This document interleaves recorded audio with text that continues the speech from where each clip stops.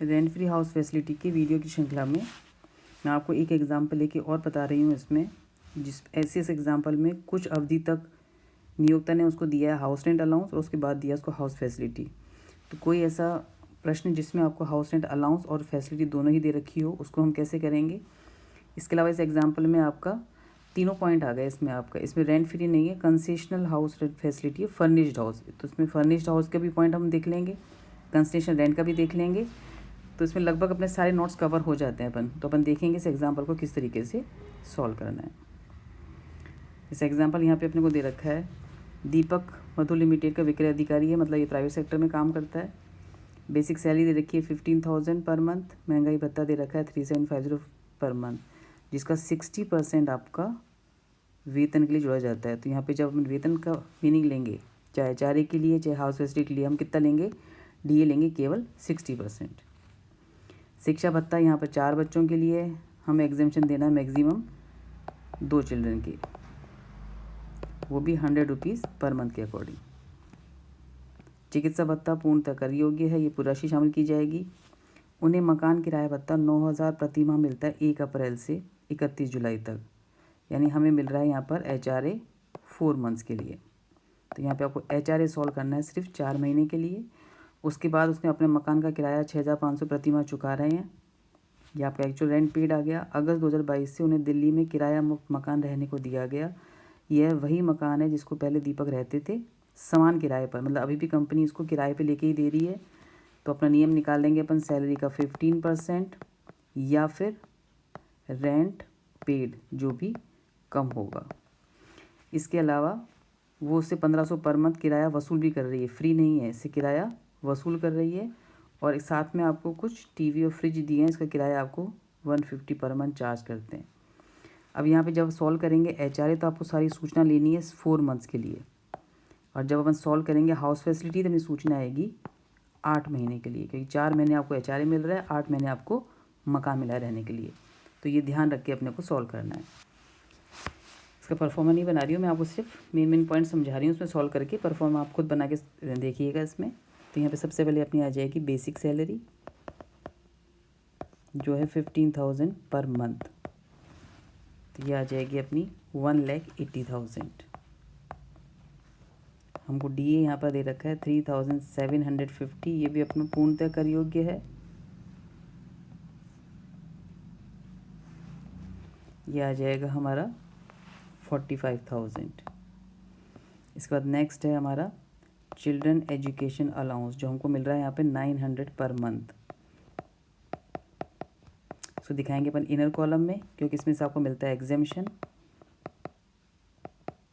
900 4 बच्चों के लिए है, तो 900 यदि 4 बच्चों के लिए है तो एक बच्चे के लिए हो जाएगा ये 225 पर मंथ। हमें छूट मिलती है मैक्सिमम 100 रुपये की, तो पूरी 100 रुपये छूट मिल जाएगी हमें 2 बच्चों के लिए 12 महीने का। 2400 हमारा एग्जेम्पशन है। आप पहले डिवाइड के देखेंगे पर बच्चा कितनी छूट मिल रही है, अपना अलाउंस है कितना। तो 900 है 4 बच्चों के लिए, एक बच्चे के लिए हो जाएगा 225। हमें देनी छूट होती है मैक्सिमम 100 की, 2 बच्चों के लिए साल भर का आ जाएगा अपना 2400। तो बाकी राशि अपनी टैक्स हो जाएगी यहाँ पे 8,400 रुपये। नेक्स्ट मेडिकल अलाउंस, ये अपना पूर्णतः कर योग्य, फुली टैक्सेबल है। ये अपना आ जाएगा 13,500। इसके बाद हम सॉल्व करेंगे HRA। हमें HRA मिल रहा है यहाँ पे 9,000 पर मंथ, और जो मिल रहा है सिर्फ कितने महीने के लिए, 4 महीने के लिए। तो यहाँ पे आ जाएगा 9,000 × 4, हमें HRA मिल रहा है 36,000। इसमें से हम लेस कर देंगे एग्जेम्पशन। अब एग्जेम्पशन का हम वर्किंग नोट बनाएंगे फॉर HRA। तो HRA में हम 3 चीज़ सॉल्व करते हैं, actual amount received of HRA जो यहाँ पर है आपकी 36,000। सेकेंड हम निकालते हैं रेंट पेड, आपने कितना किराया चुकाया है माइनस 10% ऑफ सैलरी। और ये रहता कहाँ पर है, ये जॉब कर रहा है दिल्ली में, तो यहाँ पे आ जाएगा हमारा 50% ऑफ सैलरी। सैलरी में क्या क्या लेंगे हम, सैलरी में हम लेते हैं basic salary plus commission on sales plus DA। DA conditional है, सेवा शर्तों अनुसार है तो आएगा, नहीं तो नहीं आएगा। और ये सब सूचनाएं कितने महीने की आएंगी? ये सब सूचनाएं आएंगी हमारे 4 महीने के लिए। तो यहाँ पे बेसिक सैलरी है हमारी 18,000 रुपये। कमीशन सेल्स की प्रश्न में सूचना नहीं है। डी ए यहाँ पे 45,000 रुपये, जिसका हम कितना परसेंट लेंगे यहाँ पे? इसका हम लेंगे यहाँ पे सिर्फ 60%। ये है साल भर का, हम निकाल लेंगे इसको कितने महीने के लिए? 4 महीने के लिए।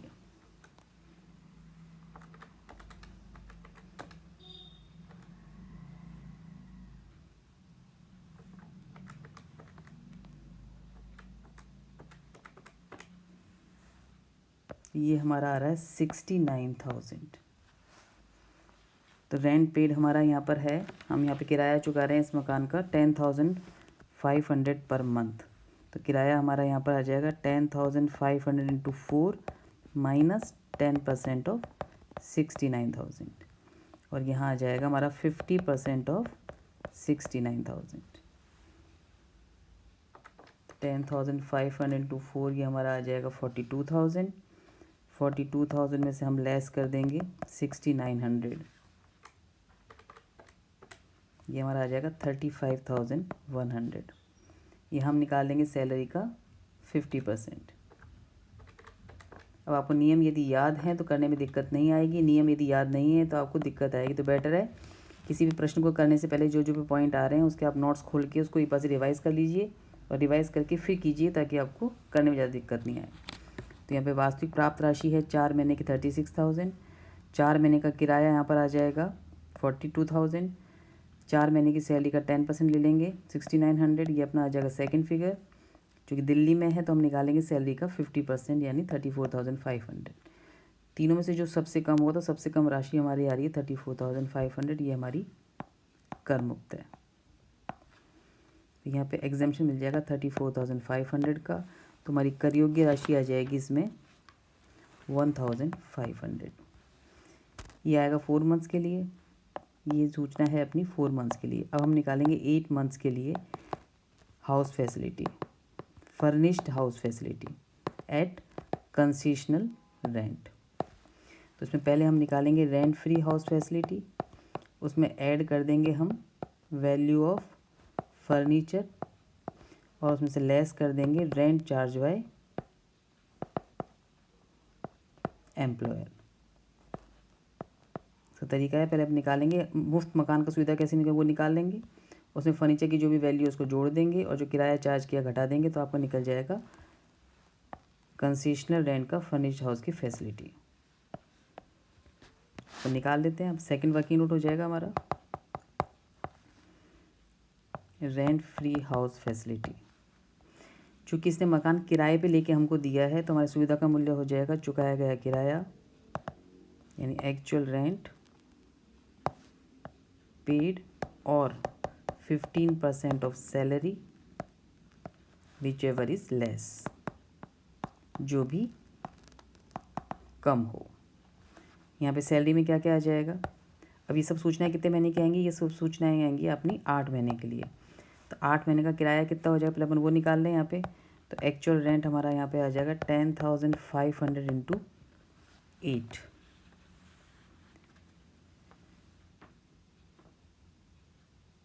तो यहाँ पे रेंट हमारा आ जाएगा 84,000, और हम निकाल लेंगे सैलरी। सैलरी में क्या क्या आ जाएगा? सैलरी में आ जाएगी बेसिक सैलरी, यहाँ पे बेसिक सैलरी है अपनी 1,80,000। डी आ जाएगा अपना 60% ऑफ 45,000। उसके बाद यहाँ पर आ जाएगा अपना एजुकेशन अलाउंस जो टैक्सेबल था 8,400, प्लस मेडिकल अलाउंस अपना फुली टैक्सेबल था 13,500, प्लस और कोई सूचना इसमें अपनी है नहीं। जो HRA है वो पहले 4 महीने का है। जिन 8 महीने आपने मकान किराए पे लिया है उन 8 महीने आपको HRA नहीं मिला है। HRA कब मिला है आपको? मकान की सुविधा मिलने से पहले। चूँकि HRA इस अवधि से संबंधित नहीं है तो HRA की कर योग्य की राशि आपको इसमें शामिल नहीं करनी है। इसमें सिर्फ वही सूचनाएं आएंगी जिस 8 महीने के लिए आपको मकान किराए पे मिला है उस 8 महीने में कौन कौन सा भत्ता अपना कर योग्य है।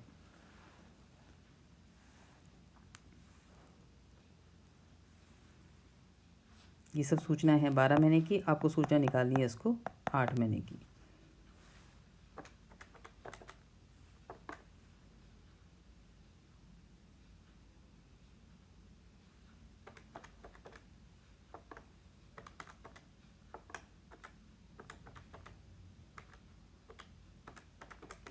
ये हमारा आ रहा है 1,52,600,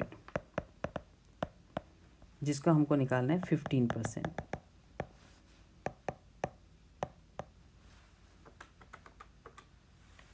जो आ रहा है हमारा 22,890। चुकाया गया किराया 84,000, सैलरी का 15% आ रहा है हमारा 22,890। जो भी कम हो, तो कौन सा कम है, यही हमारा कम है। तो सुविधा का मूल्य यहाँ पर हो जाएगा हमारा मुफ्त मकान का 22,890। इसके बाद आपको एक फर्नीचर किराए पे लेके दिया है, इसका किराया कितना है 150 पर मंथ है। तो ये अपना आ जाएगा, इसमें ऐड कर देंगे 150 × 8, क्योंकि जब मकान 8 महीने के लिए है तो फर्नीचर भी 8 महीने के लिए। उसमें अवधि विशेष ध्यान रखनी है आपको, जितने महीने के लिए मकान दिया है उतने महीने के लिए ही सॉल्व करना है। अपन मोस्टली कभी कभी जल्दबाजी में क्या करते हैं, हो सकता है मकान तो आपने सॉल्व कर लिया 8 महीने के लिए, लेकिन फर्नीचर हमने कर दिया 12 महीने का। तो आपको सावधानी से ध्यान रखना है, मकान 8 महीने का है तो फर्नीचर भी 8 महीने का होगा, चार्ज किया गया किराया भी 8 महीने का होगा। तो ये अपना फर्नीचर की वैल्यू इसमें ऐड कर देंगे 1,200 रुपीज़।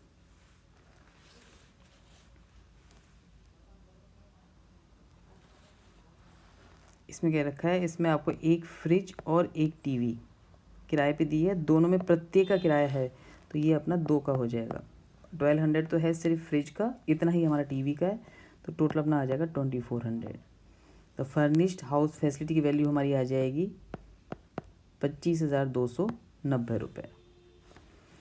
इसमें से हम लेस कर देंगे जो किराया हमारा मालिक जो चार्ज कर रहा है यहाँ पे, तो किराया यहाँ पे चार्ज कर रहा है वो 1,500 पर मंथ, ये भी हमारा 8 महीने का आ जाएगा। तो 12,000 किराया हमसे वो चार्ज कर रहा है, तो जो कर योग्य राशि है उसको हम घटा देंगे, तो एक्चुअल में जो आपकी कर योग्य राशि है वो आ जाएगी 13,290 रुपये। तो इस प्रश्न को आपको इस तरीके से हल करना है, HRA सॉल्व करना है। पहले 4 महीने की सूचनाओं के आधार पर हाउस फैसिलिटी सॉल्व करनी है अगले 8 महीने की सूचनाओं के आधार पर। नियम को ध्यान रखना है, नियमों को याद रखना है, तभी आपको प्रश्न करना आसान रहेगा। अब इस एग्जाम्पल को यदि आपने नहीं किया है तो एक बार वापस ट्राई करके देखना, और फिर कोई दिक्कत आती है तो मुझसे पूछना है। इसकी जो ग्रॉस सैलरी है वो अपनी आ जाएगी 2,61,690। इसी तरीके से और एग्जाम्पल में भी आपको प्रैक्टिस करनी है, मैक्सिमम सैलरी की, अलाउंसेस की और मकान की सुविधा की। अगला वीडियो में आपको फिर अगली सुविधा के बारे में बताऊंगी। आज के लिए इतना ही।